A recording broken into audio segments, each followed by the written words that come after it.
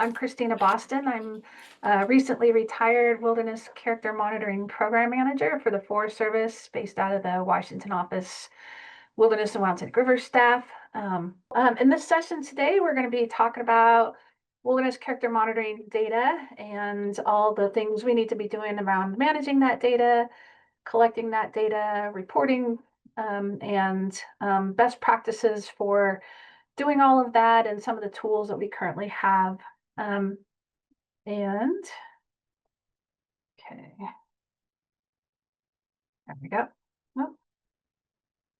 Oh. So our objectives are really to explore some strategies for the 5-year cycle of wilderness character monitoring. We're going to talk about how to prioritize the work during that time frame, how to identify the tasks that need to happen in that time frame, and really make sure that we're best utilizing that 5-year time frame to get us set up to have a good trend assessment on the next cycle of trend assessment. So these are our objectives for today. I'll be walking you through those.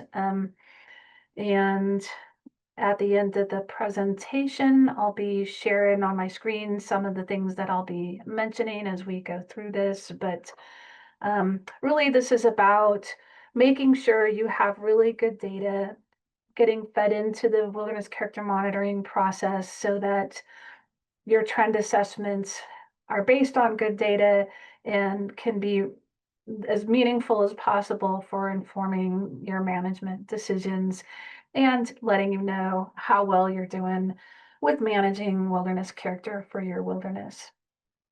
And I'm going to just show you a couple of slides here just to kind of let you know where in the process of wilderness character monitoring implementation we're focused in this conversation today. Most areas now, they've worked their way through this process of wilderness character implementation. And if not to this fourth step here for baseline assessment report, they're in progress on that and close to having that done. The timing of the things we're talking about in this session are really the things that should be happening once you have that baseline assessment report completed. And between then and what happens when you get to your first trend assessment and analysis. This also applies to once you have your first trend assessment in the 5-year period of time in between that first trend assessment and your second trend assessment, and into the future, those 5-year cycles in between trend assessments. So these practices that we're talking about today are what happens in between these milestones to make sure that we're getting good information when we get to those milestones. Once you complete the baseline report, we have this cycle that we enter into then long-term for trend assessment reports. And some of you may have seen this graphic yesterday. Some of you may have seen it in presentations we've done in the past on wilderness character monitoring. But, this is kind of a big picture of that cycle and how it feeds into our understanding of the trends for wilderness character for our specific wilderness area, and then how we might need to make decisions and adjust our management actions if we need to. What this graphic doesn't tell you is all the tasks that need to happen in those interim years to make sure that we're able to carry out this goal and this process. So that's what we're going to be focusing on today. And again, when you do the baseline, you're going back as much as you can to the date of designation to get your data. And that's what gets included in your baseline assessment.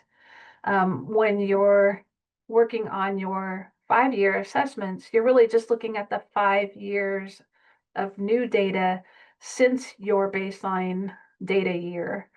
And so it's a shorter period of time of data that you're needing to worry about. But it's since you have your measures set and you know what data you need to be able to calculate trends, it's really important to be focused on this period of time before you get to that next assessment.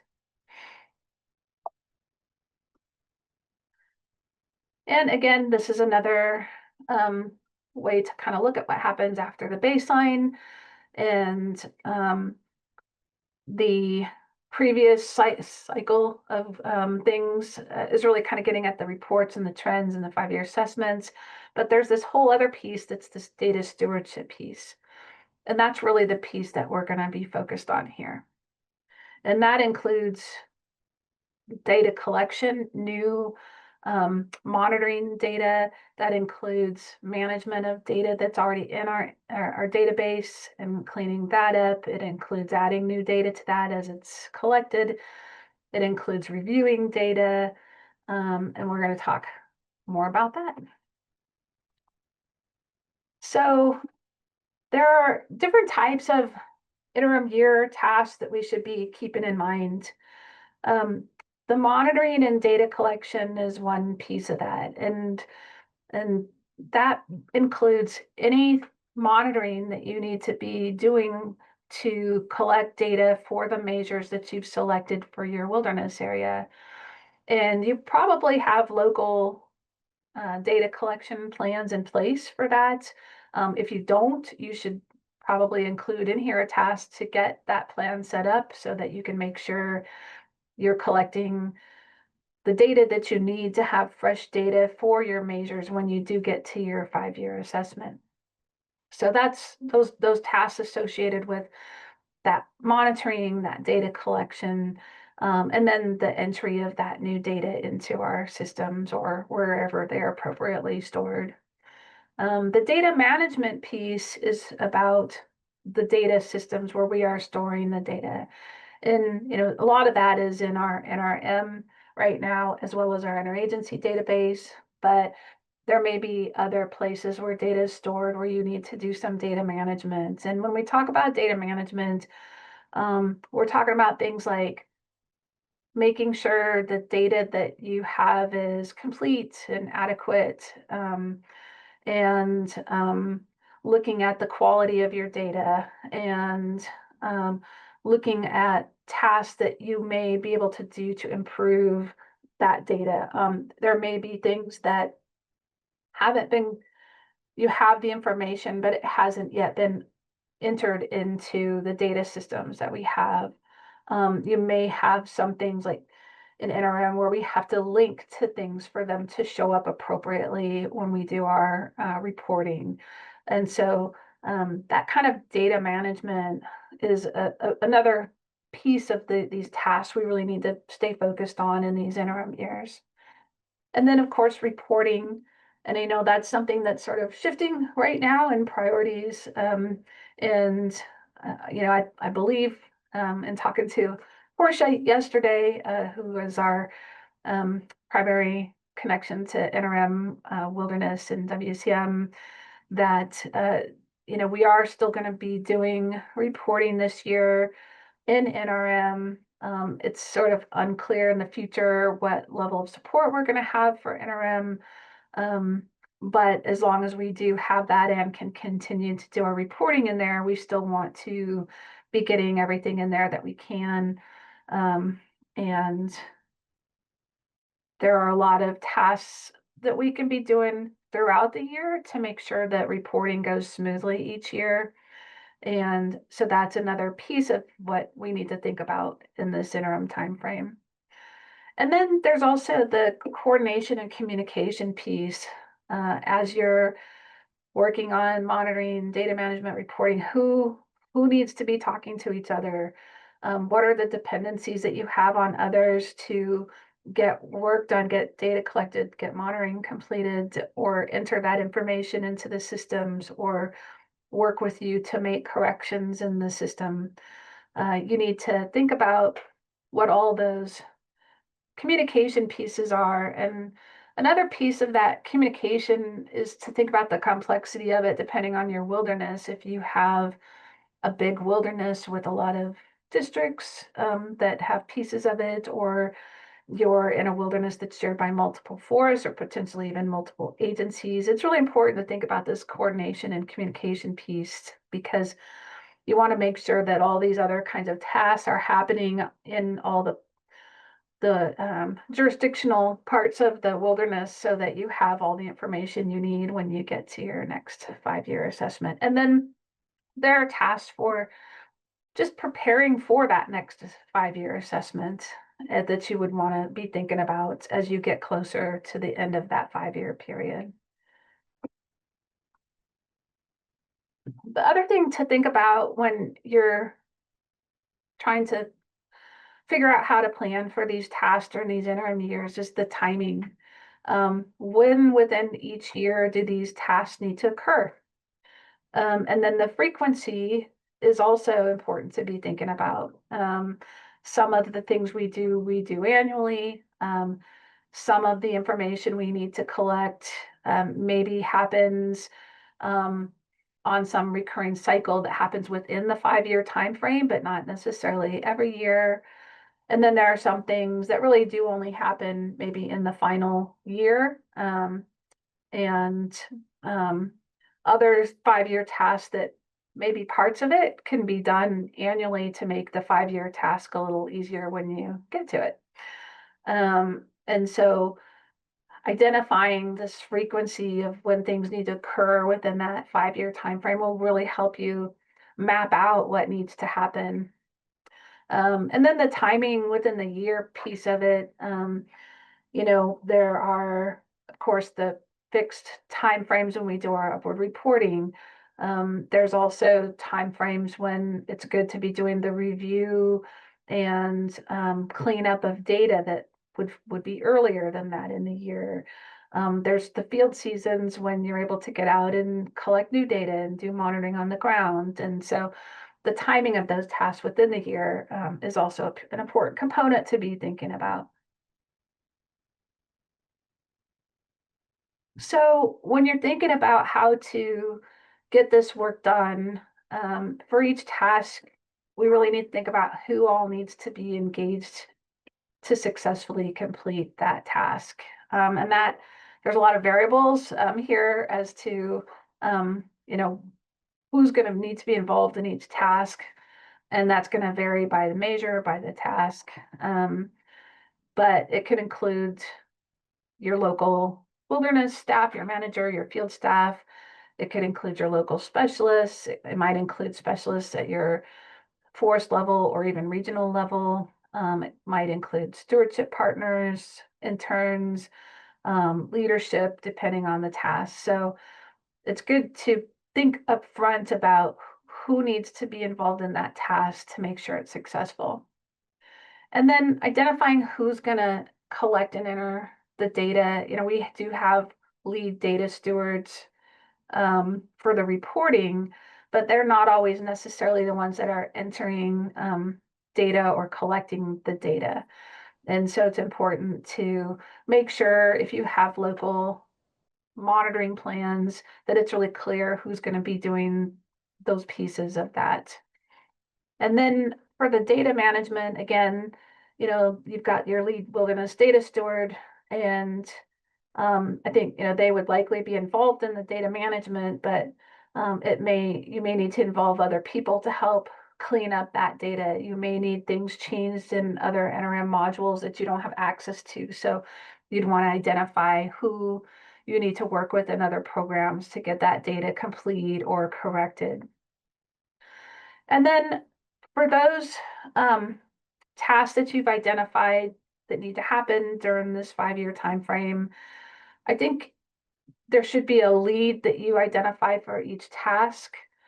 And then those leads will be the ones to work with these other folks that you've identified who need to be engaged in that. That way it's assured that you have somebody that's on point for that task to get done, and making sure then that communication and coordination piece is happening with everybody that needs to be engaged in that task. And then another important thing to think about as you're getting all this figured out is all those people that do need to be involved in getting this work done. What needs do they have for training?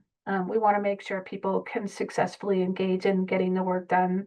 And so, taking that step back to, look at who you've identified and making sure that you're getting them the training that they need in a timely way to be able to do the tasks that they need to help to support. And then it's always good to upfront discuss the needs and expectations for communication and coordination around getting this work done. I find that in my own experience, if you have existing meetings, including these kinds of tasks and your plan that you develop to get them done on the agenda where you can check in and see how you're doing and look at what's coming up and um, utilizing those existing meetings or annual meetings or local monthly meetings or perhaps their quarterly meetings. But I think the more you can um, try to get in the routine of bringing these tasks in as part of what you talk about during those meetings will help you stay on track with them better. All right. So another thing that we're recommending as you put this plan for getting all this work done is to also make a note about why that task is important and the rationale for why you should be doing that particular task. Um, and I've provided a couple of examples here. In this first example, there might be some unresolved data issues that you discover as you're going through the annual reporting for NWSI. And maybe you're doing the reporting right at the end of the reporting time frame, and there's not opportunity to get those fixed before the reporting deadline ends. And so, you've noted what those issues are and you need to go back and get those fixed. And so um, you want to add that maybe as a task that happens each year to try to go in and resolve those issues that have been discovered during the reporting season. And again, in terms of explaining why that's important, the significance, it's really a best practice to go in and try to get those done as soon as you can because it's fresh in your mind because you've just been reviewing it as part of the reporting, and it'll make it easier than if you try to go back and clean that stuff up later in the year. And doing this annually will help you have a smoother 5-year trend assessment because you'll have had this cycle of going in and fixing stuff regularly and cleaning it up when it's fresh and you're aware of it. The second example here, entering data on an ongoing basis for motorized mechanized authorizations. And this is one that I know a lot of people will wait and do it at the end of the year during the reporting process. But if you build it into a schedule where maybe you can go in and do it quarterly and have that scheduled on your calendar to do, it helps make it easier during the reporting season because you're keeping up with it throughout the year. You're getting it recorded. You're ensuring that things that are happening are not getting lost, and you're trying to remember that several months later. So just a couple of examples of, as you identify these tasks, also really think about why they're significant and the rationale for why you want to get them done. All right. So to get started on planning for all of this, I have a few suggestions here. The first one is review your most recent interim WCM reporting. And if you're not the lead data stewards, you can work with them to help you with that. We also have on the WCM Central team, Portia, who could help you with that, as well as others on the team. And you want to, again, look and identify where there were issues or where you might have missing or unlinked data and identify those as tasks that need work on. You want to review your baseline assessment report or the most recent 5-year trend assessment if you're ahead of the curve and have one of those now. And when you're looking at those reports, there's a few things you want to go in and focus on. One is you want to review the data adequacy and completeness assessments for each measure.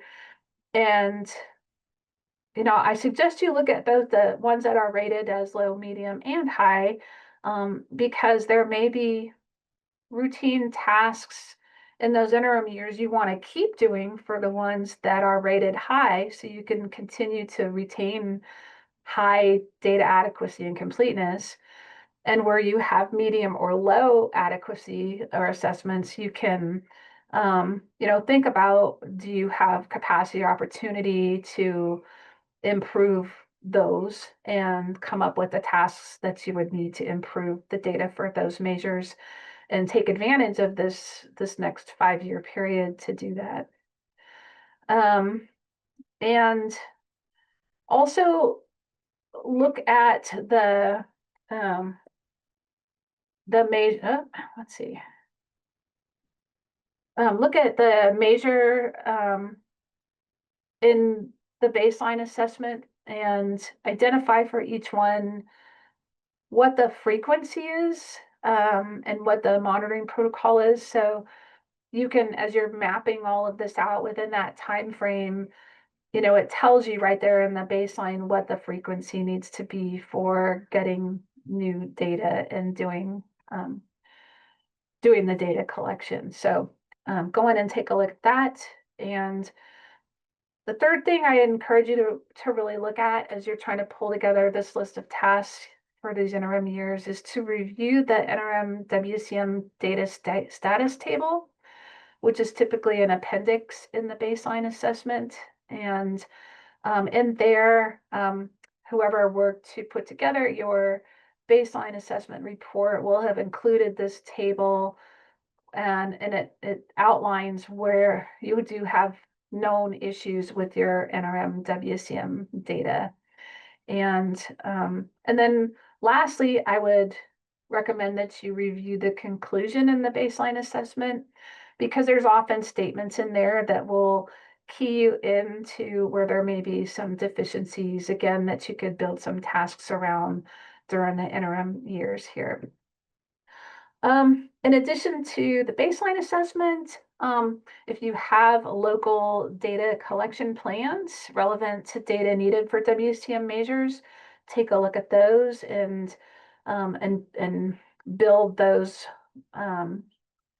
tasks into your plan.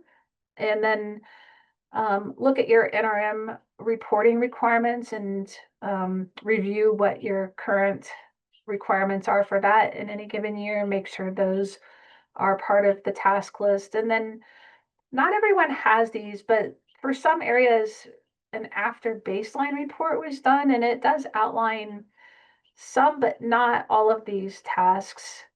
It's not designed as a plan like we're talking about putting together today, but it's more of a list of things to work on, to improve, and tasks that need to occur. So if you have an after baseline report, get your hands on that and take a look at that as well.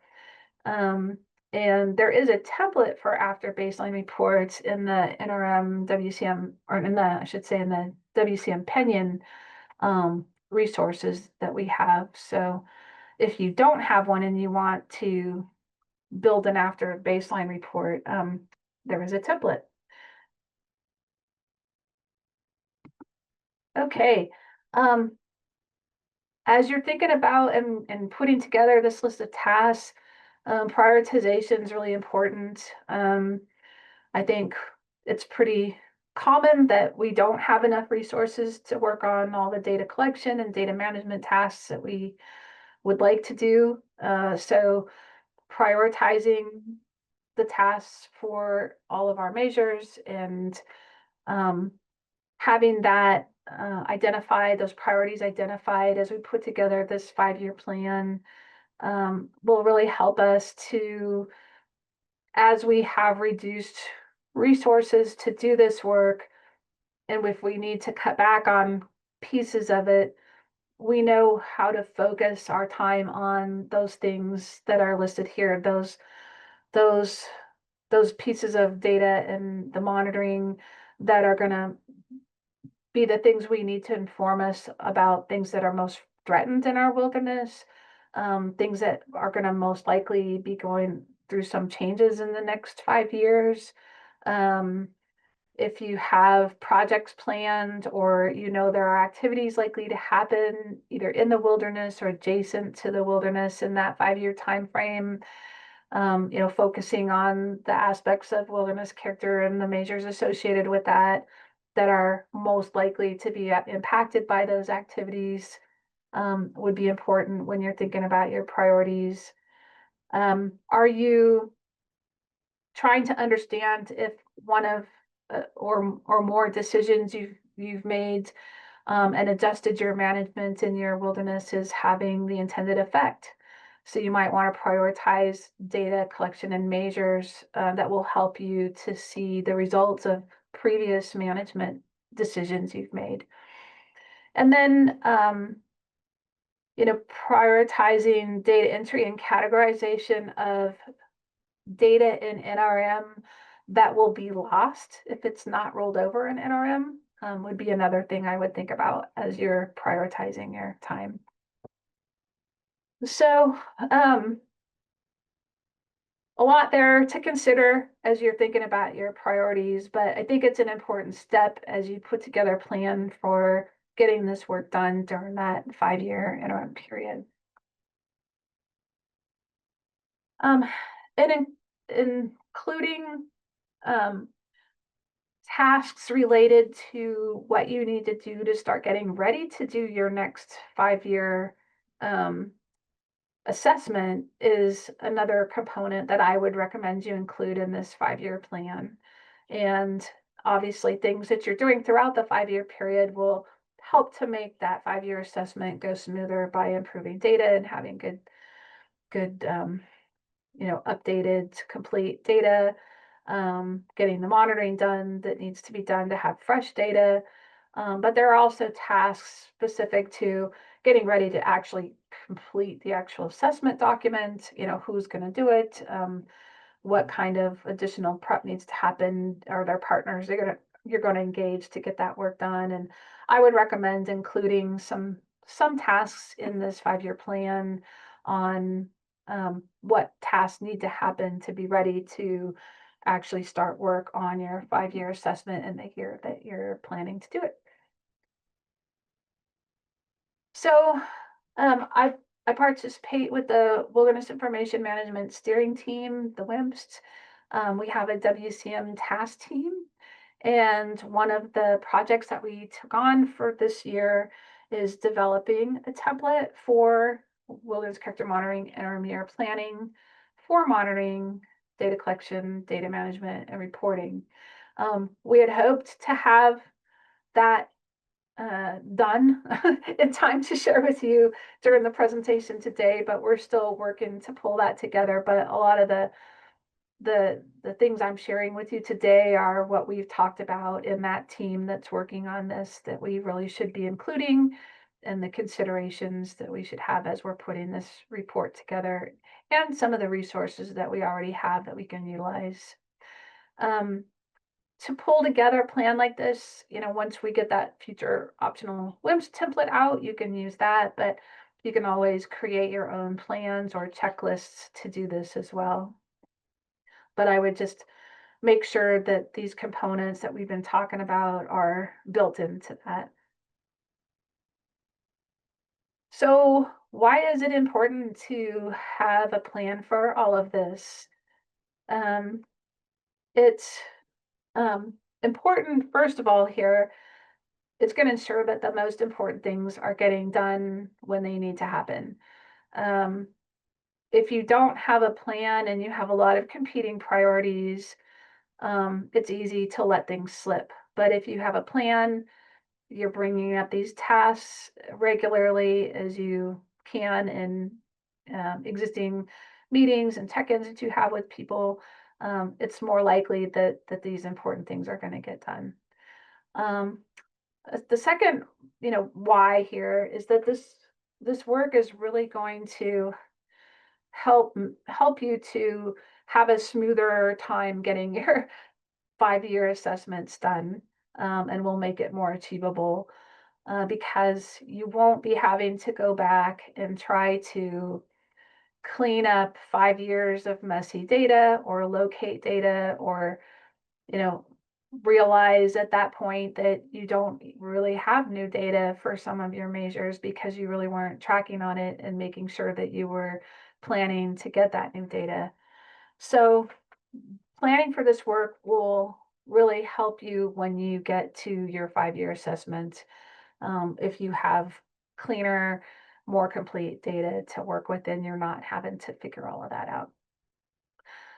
Another reason it's important to do this kind of planning is if you have turnover, someone goes away on detail, you have people who might be out on parental leave or on fires. Having a plan like this will make it easier for you to look at what tasks are coming up, and if you need to figure out an alternate who can help to complete them, or in a lot of cases we don't have an alternate, and in that case, what I would recommend is use this as a tool to at least document what's not going to happen, and use those rationale or significance of the task to help communicate the consequences of not being able to complete them. And then again, this will ensure that you get quality data in a timely way so that you have what you need to get meaningful results in your trend assessment. Um, Making sure that data gets entered in a timely way, the reporting happens where you review data, and in some cases things are getting rolled over. You want to make sure that stuff doesn't get lost or forgotten about over time. And a plan like this will make sure that you're doing those tasks to make sure those things happen. And again, just want to emphasize that having a plan like this gives you something both in the creation of it and in the, constant check in on it throughout the 5 year time frame. Can really help you with improving your coordination and communication and understanding of the different components that really need to happen to make wilderness character monitoring successful and meaningful. So these are, I guess, some of the takeaways that I would like you to have. And what goes into the process really affects the quality and usefulness of what comes out of it via the trend assessments that we do over time. And so, I would encourage you to not think of this as something that's just like something you have to do or a box you have to check or required tasks, but rather because you care about your wilderness and you know that doing these best practices, doing this data management, ensuring that the critical monitoring is happening in the timeframes it needs to, making sure the reporting and rollover and data management is happening. That's all gonna that's gonna ensure that we have better results when we do our trend assessments, and ultimately is gonna hopefully help us better understand how wilderness character is changing and how the associated qualities are changing. And that then is gonna ultimately put us in a position where we can make the best data backed decisions about managing our wilderness areas and help us better understand the effectiveness of that management. So we can do what we're trying to do every day, which is protect and improve the wilderness character of the area. Oh, and I did want to mention, if you want to reach out to me, I am retired now, but you're welcome to reach out to me via LinkedIn. And I would encourage you to reach out to the WCM Central team on questions. And I know specifically, I haven't looked at the list of who's all on here right now, but Christy Eldwine from SAW, who serves on the team, she's put a lot of thought into some of this stuff in the interim period as she's worked in developing trend assessment process and seeing the results of not doing some of these things when you get to trend assessment. I would encourage you to reach out to her, others on the team. Here, I had mentioned in the presentation about places to look in your when you're in your baseline assessment report, and I just wanted to show you what that looks like in an actual report to go find those things. So this is a Misty Fjords baseline assessment report. And I'm just going to jump to the table of contents here. So one of the things I mentioned is that there's typically an appendix with the interim WCM data status. So I'm just going to jump to that and show you what that looks like. And let me see if I can make this a bit bigger here. But it's a table typically, and it goes through the measures that are selected for that wilderness and talks about those that are interim tracked measures, and if there are data issues, if it's accurate in interim WCM or not, it'll tell you that, and then it'll provide some explanation as to why it isn't, if it isn't. And so this is a great place to come and, where you have these that are indicated that they aren't accurate. Well, there's a good task list for you to get started in looking at for things that you can work on to improve in this 5-year time frame. So I encourage you to look at that in your baseline assessments. The other thing I would really encourage you to look at, and I mentioned this, is the conclusion. So I'm just scrolling here up to the conclusion. It's usually just 1 or 2 pages at the end, toward the end of the document. But you can get some clues here too to some of the tasks that you might want to consider planning to do during this next 5-year time frame. There's a paragraph you can see here where it's discussing the data gaps, data adequacy, specific to some of the qualities, and some suggestions about things that could happen that can improve that. So this is another good place to come and find that kind of information about where you could work on improving your data in this time frame. The other thing that I mentioned is to go through each of the measures that you have in your baseline or in your trend assessment. You would find these same things in your trend assessment. And in each section, if you're not familiar with this already, there is a data adequacy statement, as well as data source information. And so as you're planning, the data adequacy is a great thing to look at. And again, I would look at all of them, not just those that are low or medium, because where you're doing things that have high data adequacy, you want to think about what you have been doing and make sure you keep doing those things to keep that data adequacy high, as well as look at how you can improve those areas where you have lower medium data adequacy. So lots of good information to really pull out of this baseline report to help you think about things you should be doing during this 5-year interim period. And then I hadn't looked at this for a while, but in the opinion site that we have for WCM, there is this NRM WCM data quality assessment form template. So if you don't have something like that that's already been put together, there is a template in there where you could use this to help you start looking at that information.